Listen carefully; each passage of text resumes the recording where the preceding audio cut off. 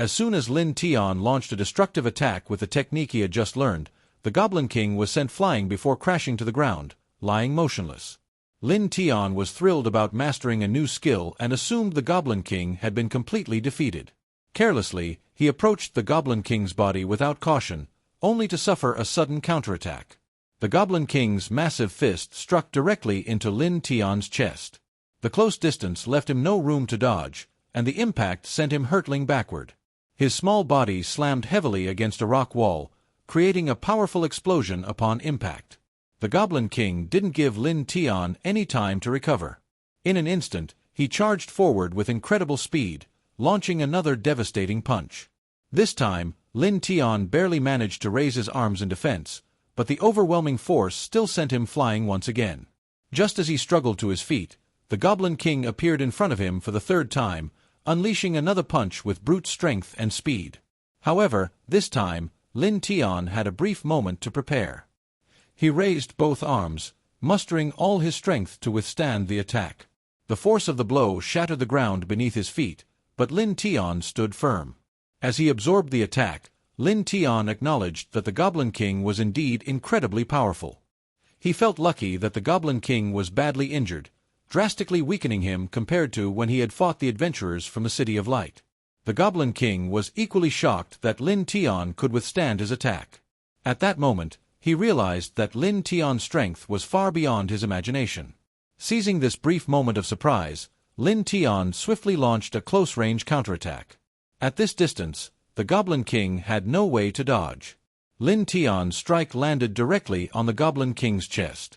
A deafening roar of pain and unwillingness echoed throughout the forest. The Goblin King couldn't believe that he had been defeated by someone like Lin Tian. His massive body collapsed to the ground, blood splattering around him, creating a terrifying scene.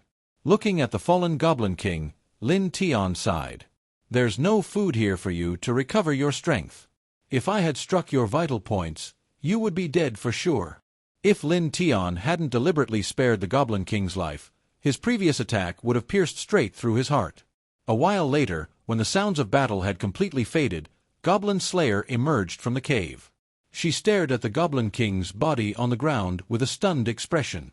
At that moment, Lin Tian declared that he would leave the Goblin King for her to handle. She didn't understand why he made such a decision and asked what his true intentions were. She pointed out that he should have sealed the Goblin King's soul inside the ring to enhance his power, as the plan was a complete success anyway. Lin Tian simply smiled and stated that, in reality, the plan had failed because the Sword Saints adventurer party had appeared, and they also realized that he was the one behind everything. "We must act with precision and caution," Lin Tian said, his voice low and steady. "The enemy is strong, and we cannot afford to underestimate them. Every move we make must be calculated, every step deliberate. One misstep could cost us everything." This information made the girl feel uneasy.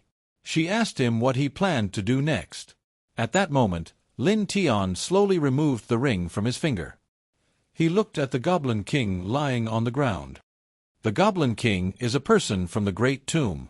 The best course of action now is to take advantage of his identity and create conflict between the Great Mausoleum and humanity, forcing those people to eliminate the ones in the City of Light. The girl widened her eyes, staring at Lin Tian upon hearing his plan. She thought it was too dangerous and that they should avoid getting involved with those inside the Great Mausoleum. Lin Tian then slowly placed the ring in the Goblin King's hand. Believing this to be the best possible solution at the moment, he instructed the Goblin Slayer to use her power to command the Goblin King to return to the Great Mausoleum, report what had happened, and hand over the ring to those inside.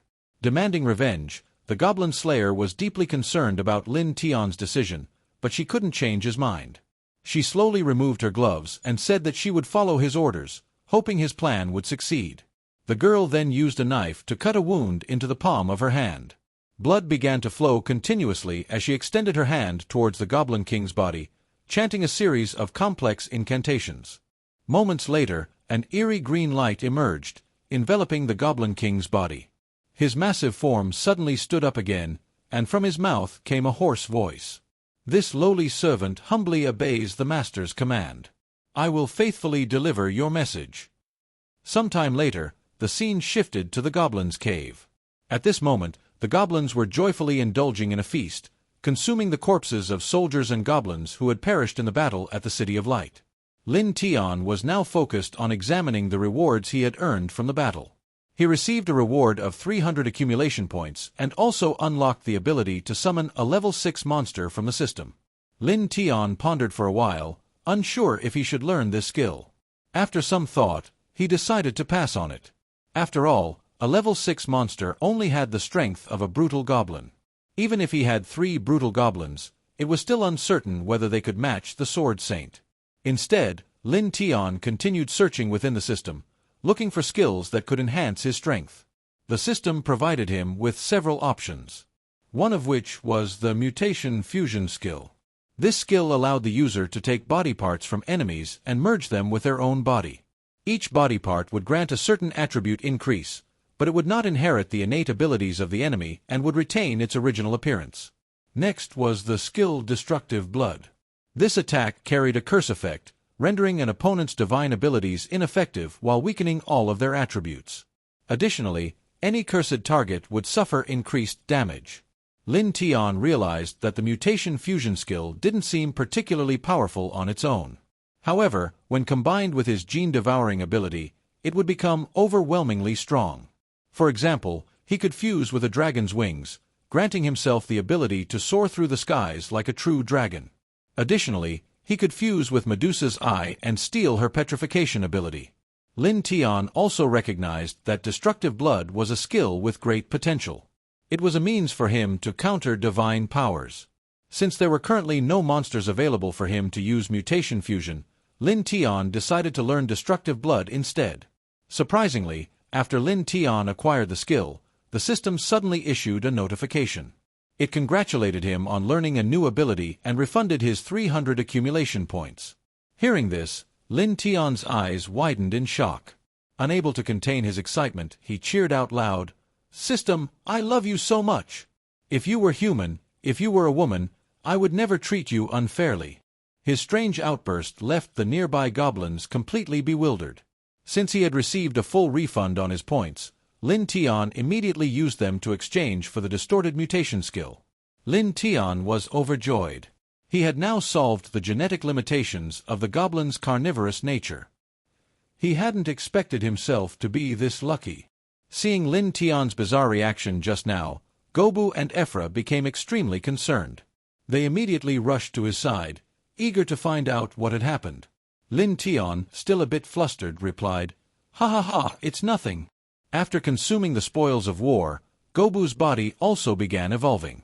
She looked at Lin Tian with uncertainty before suddenly making a bold suggestion.